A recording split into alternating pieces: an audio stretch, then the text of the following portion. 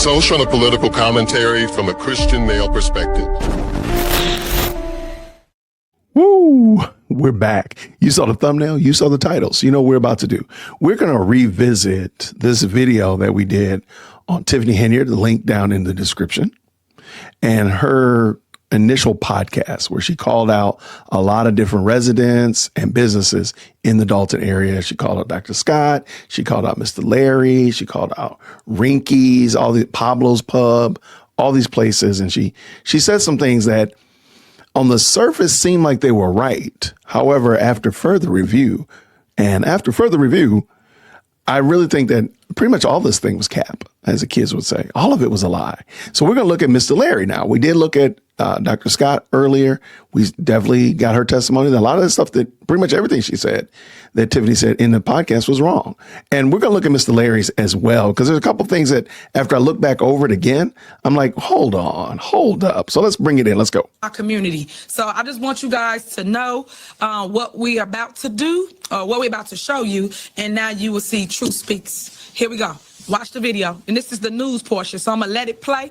And I want you to listen. And then we will go into the true body cam of what really happened that night and what's going on while you're asleep. While you're asleep, remember, Mayor Henyard's always working. So this is the things we catch at night. But the news didn't show you none of this. Why is that?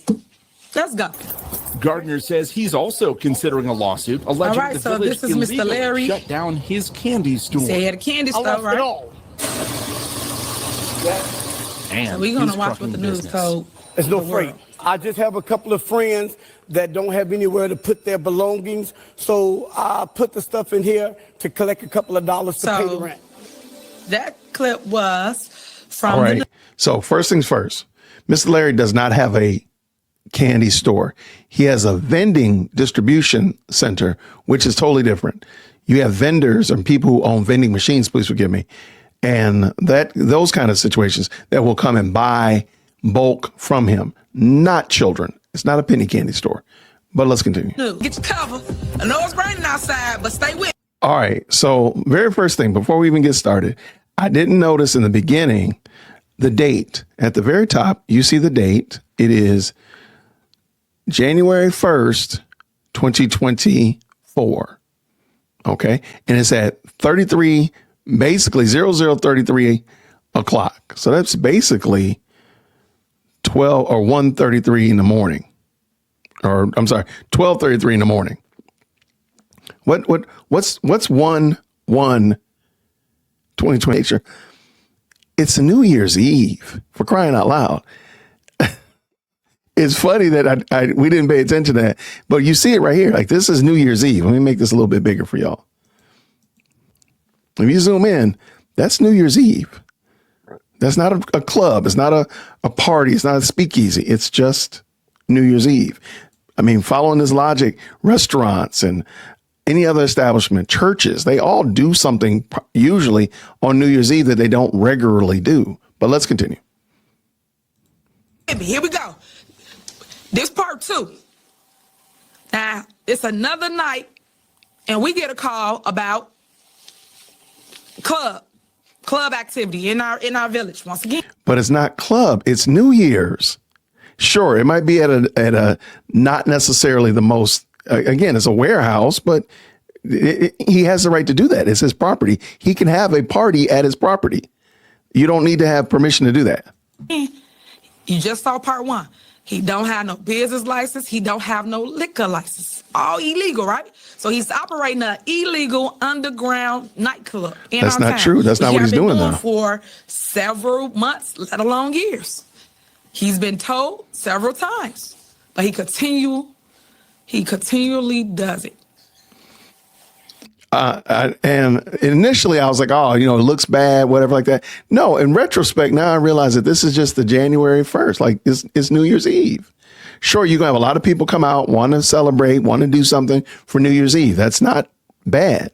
Now, if this is something, if you could show us body cam of it being like, St. Patrick's Day or Groundhog's Day, MLK Day turn up, then maybe we got something there. Maybe you got like a pattern, but I don't see a pattern again, you only have one example here. Now, I think she used this one because there's so many people there. You're like, oh man, he's doing this every weekend. No, he's not. It's New Year's. Let's go. So officers got called to the scene, as you can see.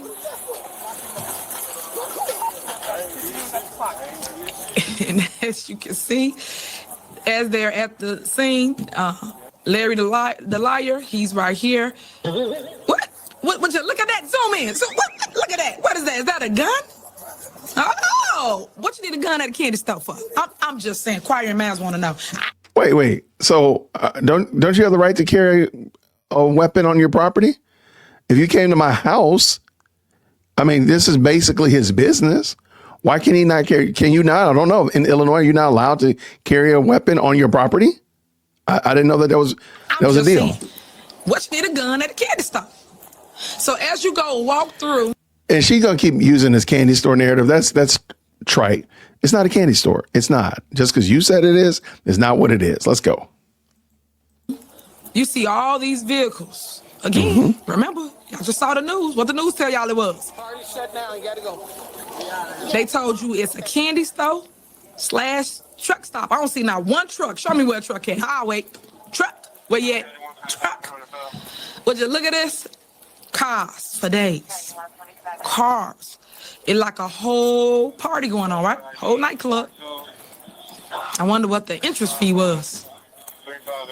And remind you, if you don't live in our town, this is like in the cut. Like you won't even notice it. It's so hidden, this location. But when you got so much activity going on, or when the police is called, that's how we find out about a lot of things that goes on at night while y'all sleep. He opened these clubs up at 1, 2 o'clock in the morning and be there till 7 a.m. I'm like, what they do that at? Okay. If you said 1 or 2 o'clock in the morning, this is basically 12:36. So this is new. And you'll come in a second. You'll see this is a New Year's Eve celebration. New Year's party. Little did I know in Dalton. But this what we fighting against. Look, girl twerking. She got a bottle. Now look at this. You finna enter this club scene. Okay, stop right there. You see the 2024 balloons right there. There's 2 sets of 2024 balloons. This is a New Year's Eve party.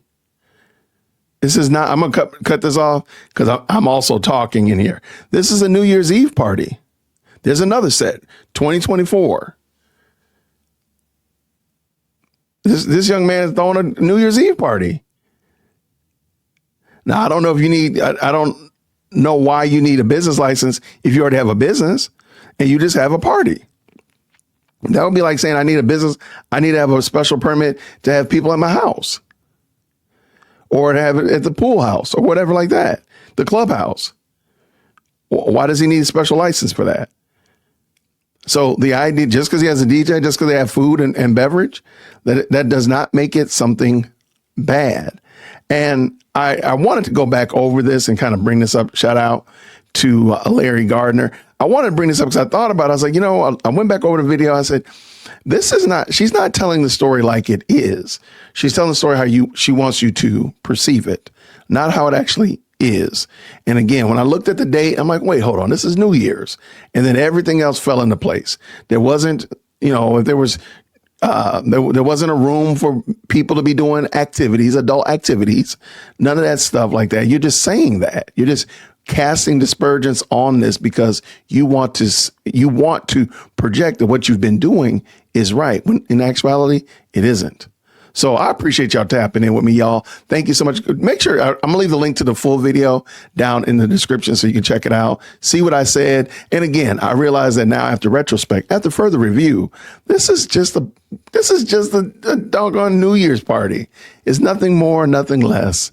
And she doesn't have record of him doing it ongoing. She says it, but there's no record of him having been cited every weekend because he has these underground parties. Nothing like that.